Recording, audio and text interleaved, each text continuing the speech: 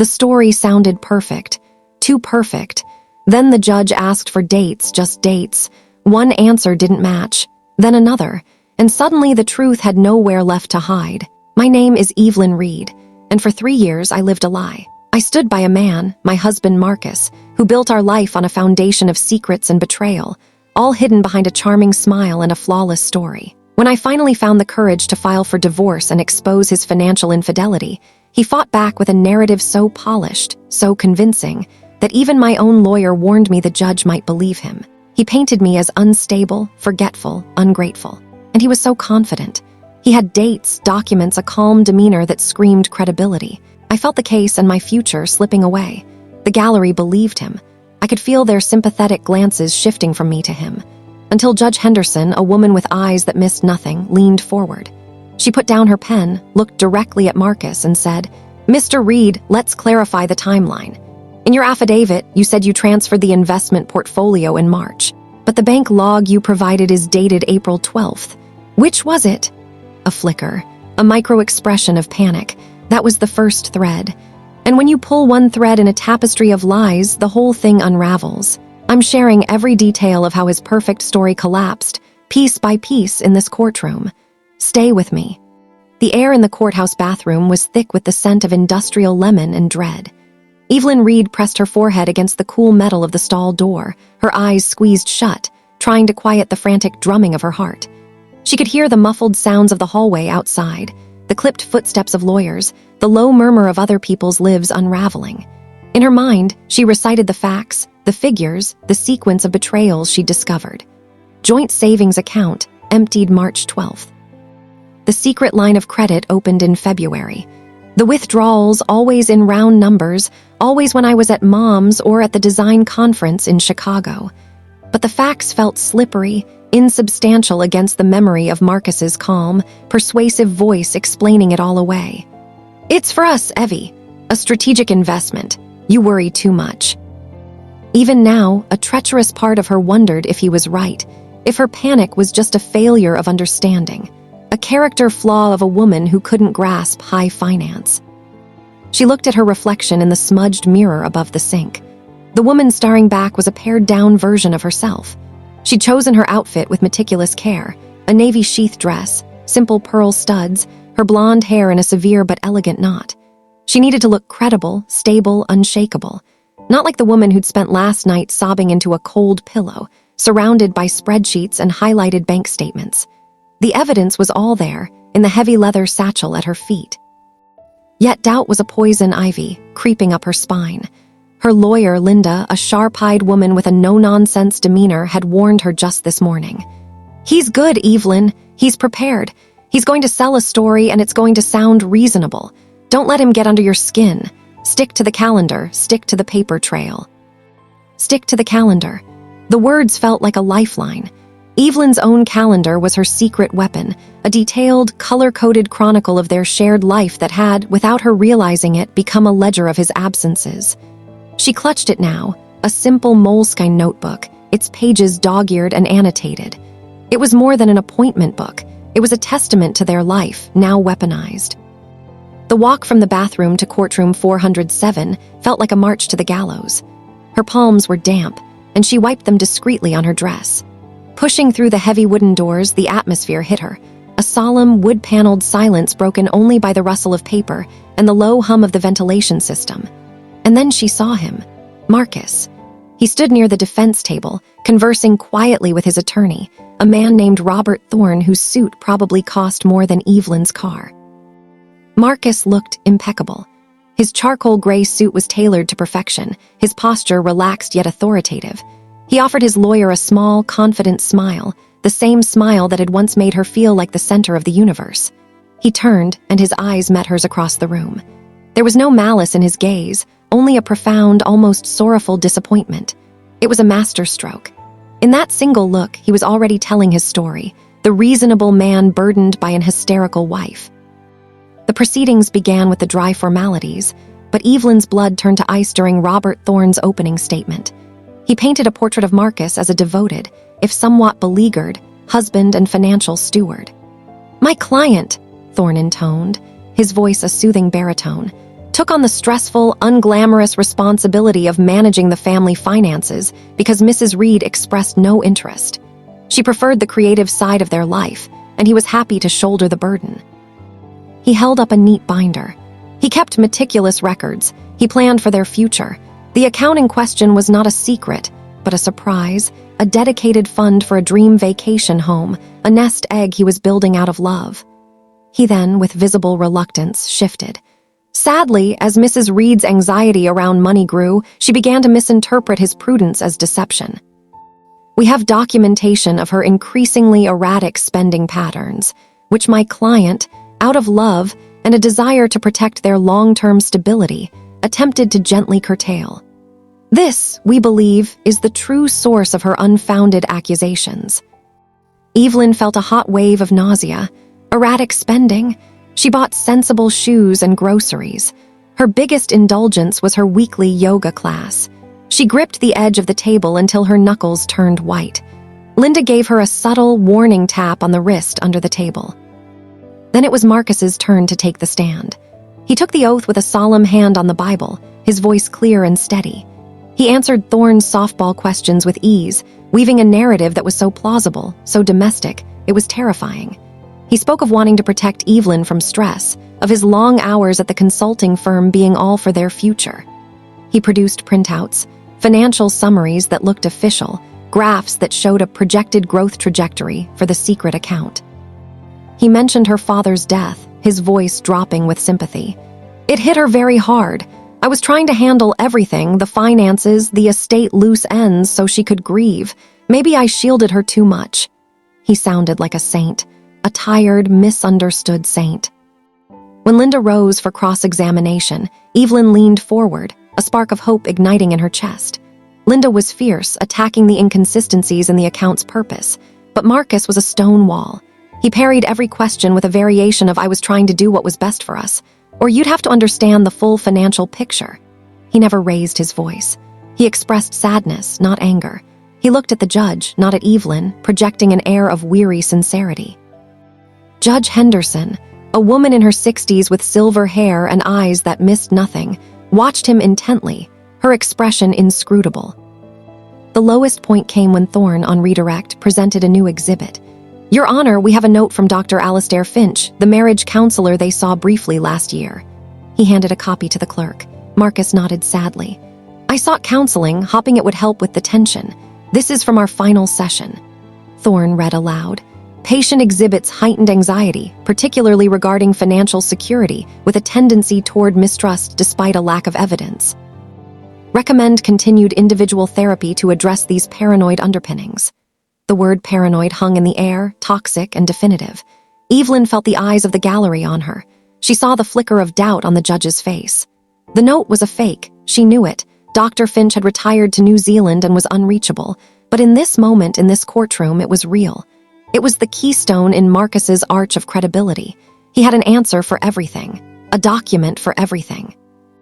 A reason for everything. He had not just prepared a defense. He had rewritten their marriage, casting himself as the hero and her as the unhinged antagonist. Evelyn's hope, that fragile flame, guttered, threatening to go out entirely. The paper trail she'd so carefully compiled seemed childish next to his professional binders. Her truth felt like a feeling, a gut instinct. His truth looked like fact. And as he stepped down from the stand, giving a small, respectful nod to the judge, Evelyn felt the terrifying weight of reality. They were all believing him. Every single person in this room was buying the perfect, tragic story of Marcus Reed. The silence after Marcus stepped down from the stand was the most profound sound Evelyn had ever heard. It was the sound of her future being vacuumed away. The gallery's sympathetic energy, once a fragile bubble around her, had visibly shifted. A woman 2 rows back who had earlier given Evelyn an encouraging nod now looked at her with pinched, suspicious concern. Marcus's performance hadn't just been convincing, it had been transformative. He had reframed her evidence as misunderstanding, her pain as pathology. Judge Henderson shuffled the papers before her, her face a mask of judicial neutrality. Evelyn's lawyer, Linda, was scribbling frantic notes, but the set of her shoulders was tense, defensive. They were losing. The battle was slipping from a contest of facts to a contest of character, and Marcus had just been canonized as the patient, long-suffering martyr. Judge Henderson looked up, her gaze sweeping over the room before settling on Marcus, who had resumed his seat with an air of quiet dignity. "Mr. Reed," she began, her voice not loud, but cleaving the silence like a scalpel. "Before we proceed, I'd like to clarify a few points of chronology from your testimony." She picked up a simple, black-bound desk calendar, the kind with 1 day per page. A pen was in her hand. "You stated that the impetus for opening the secondary investment account, the one you characterized as a surprise for your wife, was a period of reflection following the death of her father.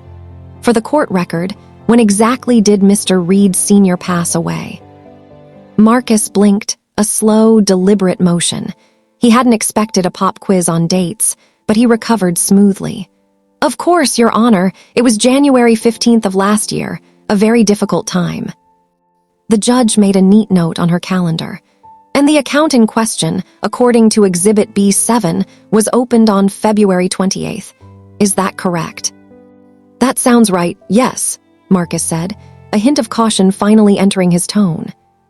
"So, a period of approximately 6 weeks, Judge Henderson mused, more to herself than to anyone. "A time encompassing the funeral, the immediate aftermath of grief, the logistical necessities. And during that same 6 weeks, you researched, selected, and funded a new, separate investment vehicle for a surprise vacation home." She looked up, not accusing, merely curious. "A busy period for reflection." It wasn't a question, it was an observation, but it landed with the weight of a verdict.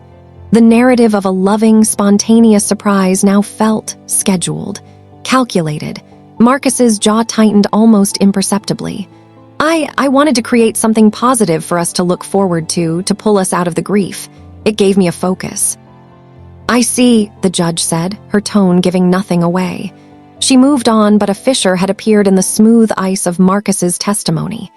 Evelyn, who had been holding her breath, let it out slowly. She met Linda's eyes.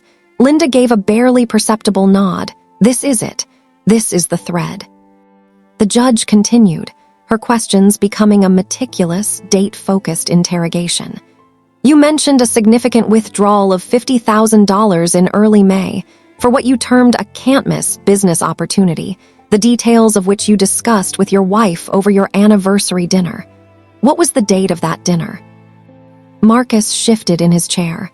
"Our anniversary is April 25th. We celebrated that weekend. The dinner would have been the 26th or 27th. "And the withdrawal date?" "May 2nd. Judge Henderson turned to Linda. "Counselor, do you have evidence of Mrs. Reed's whereabouts on the dates of April 26th through May 3rd? Linda stood, a document already in hand. "We do, Your Honor." She approached the bench. "This is a credit card receipt from the Serenity Peak Wellness Retreat, charged to Mrs. Reed's card, a card Mr. Reed testified she used frequently. The charge is for a 6-day stay from April 28th to May 3rd. The retreat has a strict no-phone policy." She placed another document beside it. "And this is a gift email from Mr. Reed to Mrs. Reed, dated April 10th, with the subject line, 'Some piece for my overworked wife,' booking and paying for that exact retreat. He states, and I quote, 'I'll hold down the fort. You deserve to completely disconnect.'"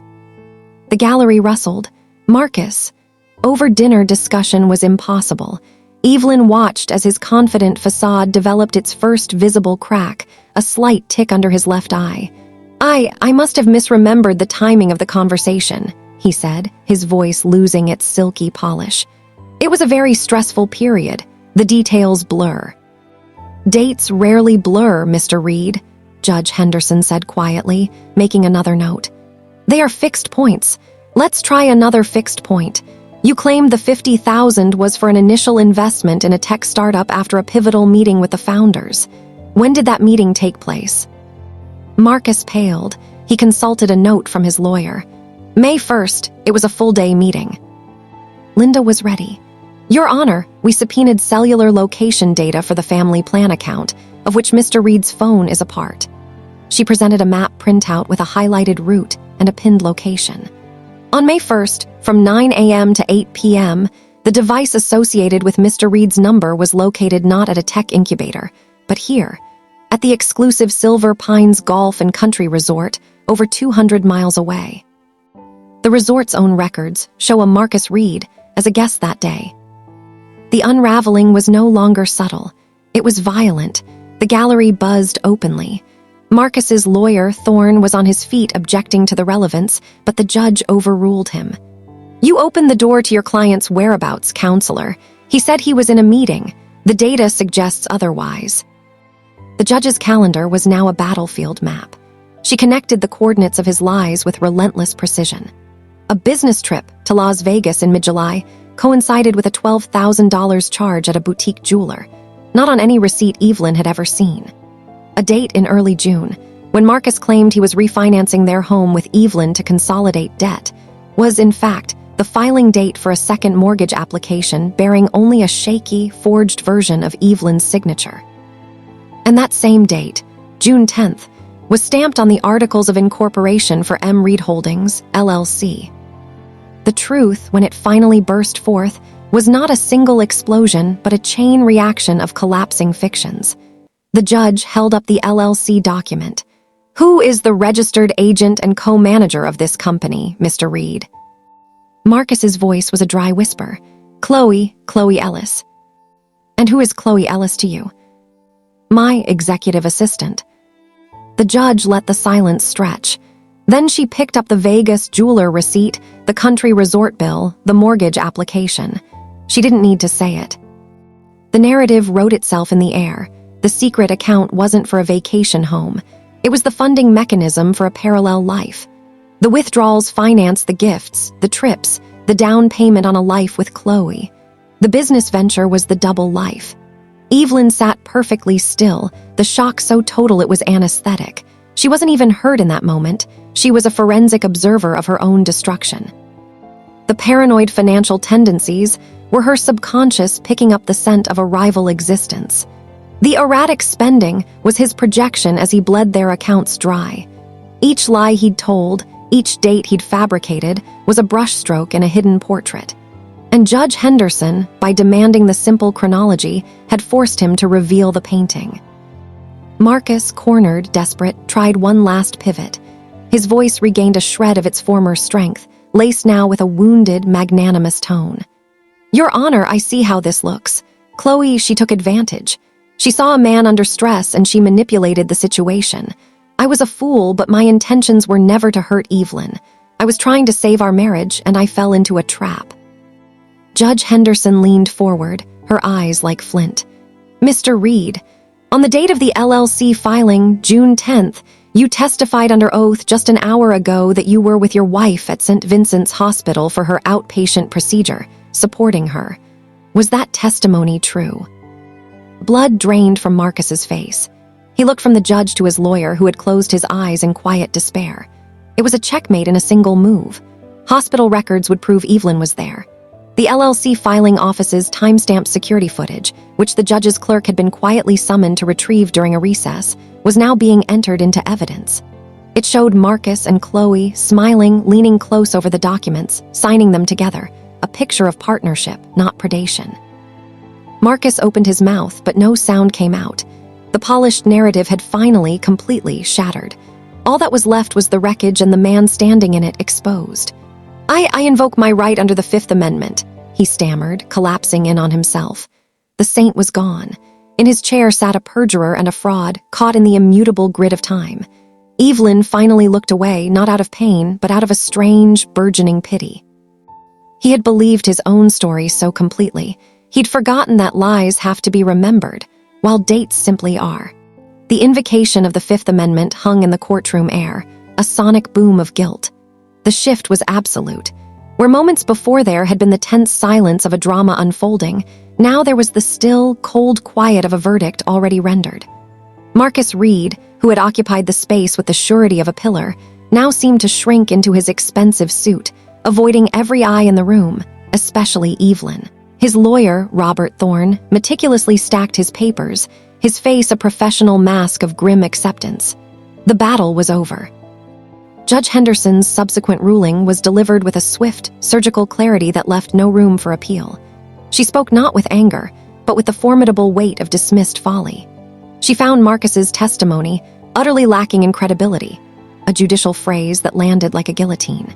She cited a pattern of deliberate dissipation of marital assets in bad faith, noting the Vegas jewelry, the country club weekends, the funding of a separate company with a woman who was not his wife. The fake therapist's note was struck from the record with a scathing aside about fraud upon the court. Evelyn was awarded the marital home, free and clear. She was granted 70% of the remaining liquid assets, a punitive offset for the money he had squandered.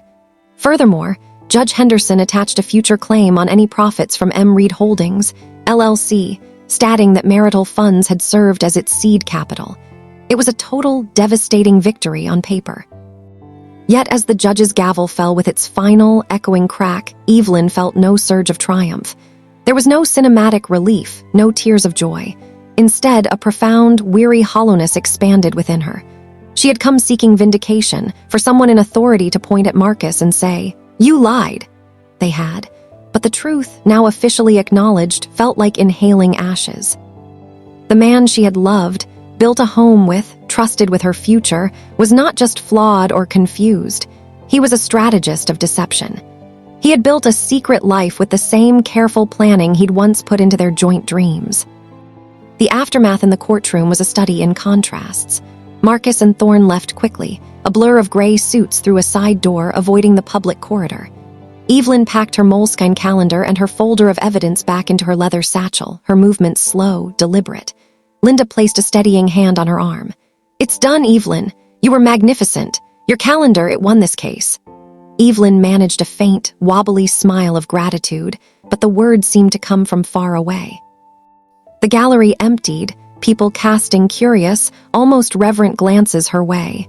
She was no longer the suspicious wife. She was the woman who had outsmarted the conmen. The identity felt alien. Stepping out of the courthouse into the indifferent afternoon sunlight was the most disorienting moment of all. The world had not changed. Traffic still honked, pigeons still scuffled for crumbs, people hurried to meetings. Her life had been dismantled and reassembled in a new, stark shape within those wood-paneled walls, and the city buzzed on, oblivious. She declined Linda's offer for a celebratory drink. "I just need to be quiet," she said, and her lawyer, with newfound respect, understood. The first weeks in the house, her house now, were spent in a state of eerie, hyper-functional calm. She changed the locks the very next day. The metallic clunk of the new deadbolt engaging was more satisfying than the judge's gavel. She hired a company to do a deep cleanse, not just of dirt, but of memory. She packed Marcus's remaining belongings into plain cardboard boxes and had them shipped to his lawyer's office. She didn't rifle through them. She didn't want souvenirs from a country that never existed. She took down the generic landscape prints he'd chosen and let the walls sit bare, pale and waiting. Her own calendar, the humble moleskine that had been her anchor, sat on her clean, empty desk. She opened it. The color-coded entries from the past year told the story of her own oblivion. Dinner WM 7 p.m. on nights he was at the golf resort. Call Mom while he was likely with Chloe. It was a chronicle of her trust. She didn't throw it away. Instead, she placed it on a bookshelf, a historical document. Then she bought a new one. This new calendar was different. It was bright, filled with sunflowers on the cover. She opened it to the current week. Slowly, deliberately, she began to fill it in, not with the ghostly obligations of a shared life, but with the concrete, self-directed architecture of a life reclaimed. Tuesday, 6 p.m. beginner's pottery class. She'd always wanted to try. Thursday, lunch with Sarah, a friend she'd neglected. Saturday, 10 a.m. financial literacy workshop for divorcees. She signed up for her own online banking, met with a fee-only financial advisor Linda recommended, and began the slow process of understanding money as a tool for her independence, not a weapon for her control. The work was her salvation. She threw herself into her graphic design freelance projects with a ferocious focus she hadn't known she possessed. One evening, scrolling for inspiration, she saw a call for logo submissions from a new nonprofit called The Ledger, an organization dedicated to providing financial education and resources to women leaving abusive or controlling relationships. The synchronicity hit her like a lightning bolt. She didn't just submit a logo. She drafted a passionate email, sharing a sanitized version of her story, Not the personal betrayal, but the tactical victory of documentation. Weeks later, she was awarded the project. The day the contract was finalized, she sat at her desk, the silence of her own home a comforting presence, not a haunting one. She sketched concepts. One was a stylized, open book, but the pages transformed into a flourishing tree. Another was a key, but the teeth of the key were tiny, bold numbers, dates. She settled on a simple, powerful image, a single, unbroken timeline arcing upward like a sunrise, with a small, firm lock icon at its beginning, unlocked and open at its end. The tagline she proposed was, "Your timeline, your truth, your future." As she sent the final drafts, a profound sense of peace settled over her. The courtroom victory had been about dismantling Marcus's lie. This, the potter's wheels spinning under her hands, the laughter with a friend over lunch, this design work for a cause that now burned in her heart, this was about building her own truth. He had tried to write her story as a footnote in his epic of deception. Now she was the author, and she was only on chapter 1. She looked at the sunflower calendar. Tomorrow was blank, a delicious, wide-open space of possibility. She picked up a pen, a small smile touching her lips for the first time in what felt like years, and wrote in a firm, clear hand. Saturday farmer's market, buy fresh herbs, maybe a new plant. It was a small thing, a tiny, mundane entry, but it was hers. Every date, every hour, every choice was now hers alone. The ledger of her life was balanced, the old accounts closed. And on this new, clean page, she began at last to write.